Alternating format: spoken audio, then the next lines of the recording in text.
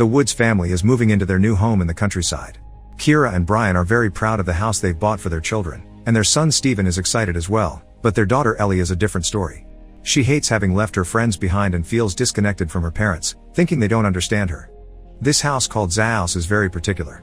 There's an old painting of a man with a finger raised, and letters from an unfamiliar alphabet with a triangle under them which are placed above every door except for one that just has a pentagon. When they check out the cellar, they don't find it very interesting, but on their way out, the door gets closed before Ellie can leave. There's something wrong with the lock that won't let her open it again, and when she feels something in the dark approaching, she begins getting scared. Fortunately, the key is hanging right next to the door, so Brian uses it to let her out. In the evening, Kira asks Ellie to babysit Steven because she and Brian need to go to the office for an emergency meeting. While Ellie is on the phone with an old friend, she suddenly gets jump scared by a strange figure. It's just Steven, wearing a cloak and a weird-looking skull that he found in a hidden compartment in the rec room. The family hadn't known about this hidden compartment, so Ellie checks it out and finds a plaque in it that says Solvet Coagula, an old record player, and an abacus. Steven says he's heard the house used to be owned by a witch that made a pact with the devil, then asks to try the record player. Ellie gets it to work, and the recording plays the voice of a man reading the equation written on the record before it starts counting. A few hours later, a strange breeze comes from under the cellar door and cuts off power in the entire house. Ellie calls her mother for help, and Kira tells her to go down to the cellar to check the circuit breaker. Too scared to enter such a room in the dark, Ellie says she can't do this, so Kira tells her a little trick of hers she uses when she needs to clear her mind. She counts. Kira guides Ellie through the phone, encouraging her with each step she takes and counts. 10 should be the last step, but when Ellie reaches it, she closes her eyes and falls. On the other end of the line, Kira can hear her counting up to 30 and not responding to anything she says, so both Kira and Brian hurry to return home. When they get there, they can't find Ellie anywhere in the house, so they call the police. A quick search of the surrounding woods is done to no avail, and since there isn't evidence of any crime happening and Ellie has run from home before, the cops just tell the parents to wait for news since she's probably at a friend's house. In the morning, the family asks some neighbors for their help and they go into the forest to search again, but the result is the same. Brian understands that Ellie had been mad with them, so it's natural that she ran away, but Kira doesn't think that's the case. She's sure something happened to Ellie because of how eerie her voice sounded while counting. The next day, Kira begins hanging up missing person signs and forgets to pick up Steven at school until the teacher calls her. Once her son is with her, Kira goes to the police station to see if there is any news, but the detective doesn't have much to say. They've checked security cameras at bus and train stations. They also called Ellie's friends, but there are no leads, especially since they haven't found her phone either. The only important thing the detective can comment on is the fact that Ellie has been bullied and harassed on social media for a while. Feeling guilty because she didn't know that, Kira asks for forensics to come to check the cellar, because she's convinced her daughter didn't run away. Once again, the detective must remind her that since this isn't a criminal case, he can't do more. When she goes back home, Kira notices the phrase Solvet Coagula is carved above the front door, so she decides to search for it on the internet while Steven makes his ball bounce against the cellar door. The search results reveal this phrase is connected to old alchemy and means dissolve and coagulate. The pictures related to it show a 5-pointed star and a picture of a weird snake. With her curiosity piqued, Kira calls Steven over, and her son joins her after dropping his ball near the cellar. Steven tells his mom that nothing out of the ordinary happened the night Ellie disappeared. The only thing they did differently was to turn on the record player. Considering it unimportant, Kira puts her attention back on the computer to check Ellie's social media, where she finds out her daughter had gotten an anarchist tattoo that she never told her family about. Afterward, Kira decides to check the cellar again. She stares at the pentagon above the door for a moment before going inside with a light tube.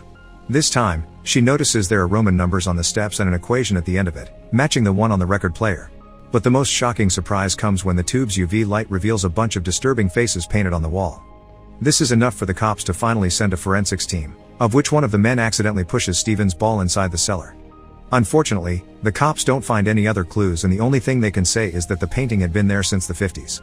When asked about the history behind the house, Brian explains they know nothing about it except that it used to belong to an old lady and they bought it very cheap. Night falls and the whole family goes to sleep, but Kira is woken up by Steven, who has wetted his bed.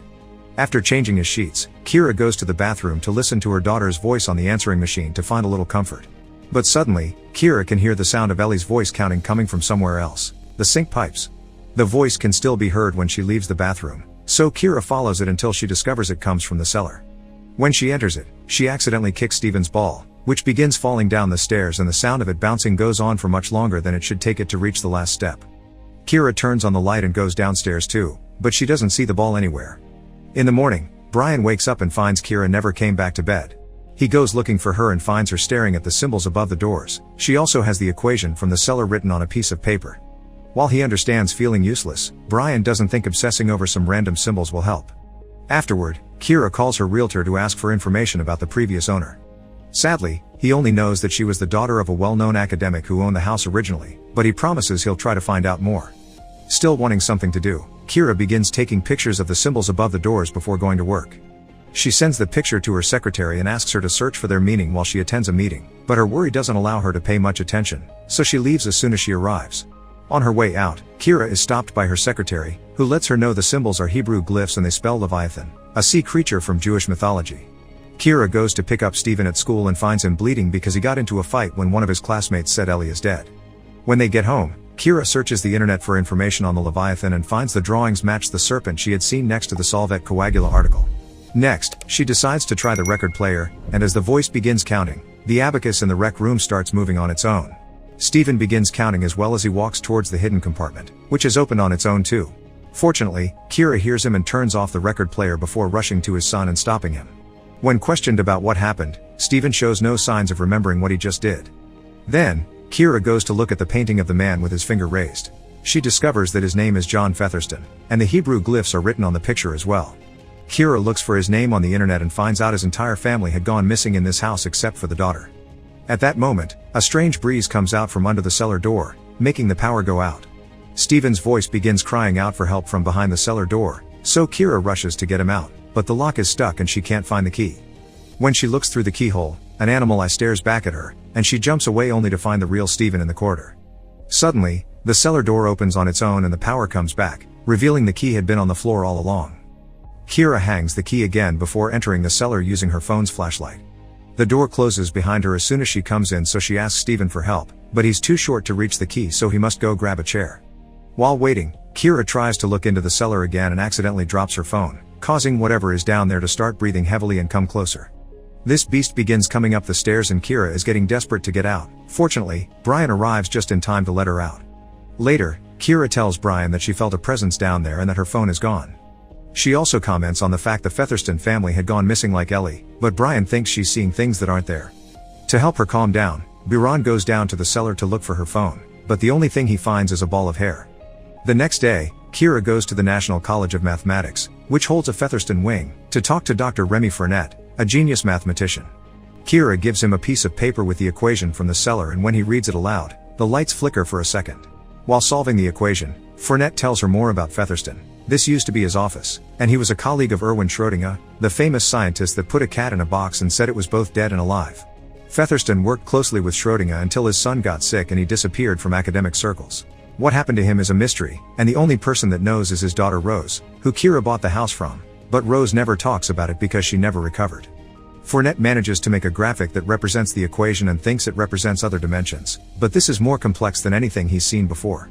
He'll need time to work on it, so he promises to call Kira with the results. Sometime later, Kira comes home with a new cell phone. As soon as she turns it on, she gets a call from Fournette, who says he's been trying to call her for a while and a strange voice kept picking up, only responding with counting. Then he explains he's spoken to a colleague about the equation, and he believes it's related to a branch of mathematics created by alchemists in the 12th century. It seems to be some sort of an incomplete sequence or an unfinished incantation, and it's definitely related to other dimensions. This colleague has also come across a similar equation before in a house in Belgium where the family vanished in thin air too. Brian comes to check on Kira while leaving Stephen alone in the rec room where the abacus is starting to move on its own again. Kira shows Brian the information she's gathered. Leviathan is the serpent of the abyss and the house is called Zaos, which is Greek for the void before time, also known as the abyss. Once again, Brian thinks she's reading too much into decorations, so to make her forget about it, he tries to destroy the equation plaque. However, the hammer only bounces without even making a dent. At that moment, the record player begins playing and Stephen moves towards the hidden compartment where he finds a pale-looking Ellie, who keeps on counting while showing glyphs carved on her face. Stephen cries out for help, but when his parents get there, the record player has gotten stuck on 10, and Ellie is gone, only leaving her phone behind. The next day, Kira gets a call from her realtor with information on where she can find Featherston's daughter. Kira drives to a nursing home where she finds an elderly Rose in a wheelchair inside the chapel, and her nurse warns her she doesn't speak much nowadays. Deciding to try anyway, Kira tells Rose about Ellie and asks for her help. After a moment of silence, Rose writes down Leviathan but explains that isn't its name. It's one of the 7 princes of hell, and her father brought it to this world to cure her brother's illness. The ritual isn't in just the cellar, it's the whole house. On her way back, Kira tries to call Fernet, but the line only has static and a voice counting. Meanwhile, Brian has started to do some research of his own, putting the triangles together with the pentagon forms a 5-pointed star. This star with the glyphs around it represents the demon Baphomet, the gatekeeper of hell. Its picture shows him making the same hand sign as Featherston on the painting, and its arms say Solve Coagula too. When Kira arrives and sees all this, she realizes Rose is right, the whole house has been designed around it. Kira turns on the record player to explain that the equation probably opens the gate at the same time Steven loses control of his drone and follows it down the cellar, counting each step. Baphomet is waiting for him at the bottom, and Steven screams as the power goes out. His parents quickly go after him but only find the drone, so they begin searching the house to no avail. When Steven's ball appears bouncing down the stairs, they start hearing a voice counting and follow it to find their son about to enter the hidden compartment. They take Steven away to check on him, discovering the boy is burning with fever. While Brian goes fetch some water, Kira tries to take off Steven's shirt, only to find a start carved on his chest. Suddenly, Steven says he remembers riding a horned beast before he begins counting again. Kira goes looking for Brian again and finds him standing in another room, counting down, and once he reaches 0, he announces it's here. The door to the cellar opens on its own and strong wind comes out of it as the sounds of Baphomet coming up can be heard. Kira runs to hide in another room, but the demon finds her, so she runs into the cellar with a flashlight in hand. The stairs have magically become much longer and there's a door at the end, so Kira runs towards it to escape the beast. She hides behind a wall at the bottom and waits for Baphomet to leave through the door before exploring the room. When she finds a tunnel, she crosses it and is shocked to find a huge open area filled with lost souls that are walking in line and counting. Among these souls is Ellie, who Kira finds thanks to her tattoo. Dragging her daughter with her, Kira returns to the stairs, trying to hurry because she can hear Baphomet coming after them, dropping the flashlight in the process. When they return to the house, the power is back on and Kira closes the cellar door to keep the beast inside. The family is all okay, so Kira tells them they should leave, but when she approaches the entrance, she finds her flashlight on the floor. As her family begins counting, Kira opens the door to find the long stairs on the other side. Soon Kira begins counting as well as the house is shown not to be in the woods anymore but on a desolated land. Make sure to subscribe and turn on notifications so you can watch more videos like this. Thanks for watching.